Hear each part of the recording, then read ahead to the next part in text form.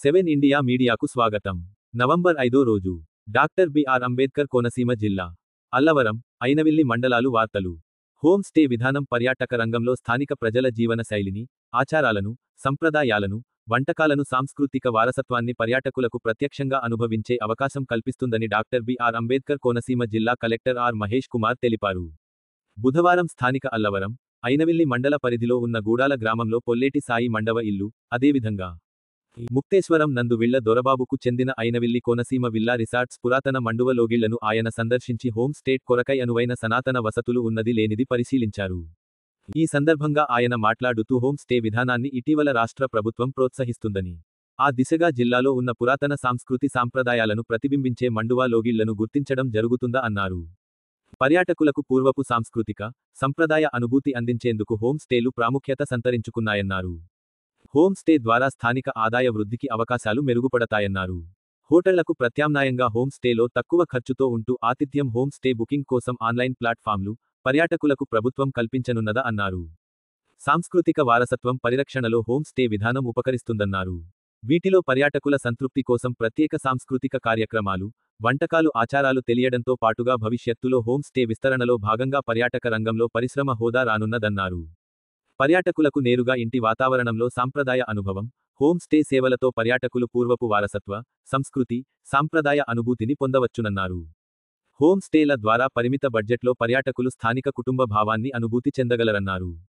ప్రాచీన సంప్రదాయాలు, ఆచారాలు, ఆహారాలు ఆస్వాదించవచ్చునన్నారు. రాష్ట్ర ప్రభుత్వం పట్టణాలకు పక్కన గ్రామీణ ప్రాంతాల్లో ఉన్న హోమ్ స్టేలను అభివృద్ధికి నాంది పలికిందన్నారు. ఈ విధానం పర్యాటకులకు వారి పర్యటనను మరింత సాంస్కృతికంగా, వ్యక్తిగత అనుభవంగా మార్చడానికి దోహదం చేస్తుందన్నారు. హోమ్ స్టే అన్నది పర్యాటకులకు వారి సొంత ఇంటిలో ఉన్న అనుభూతి కలిగించే వసతి అన్నారు.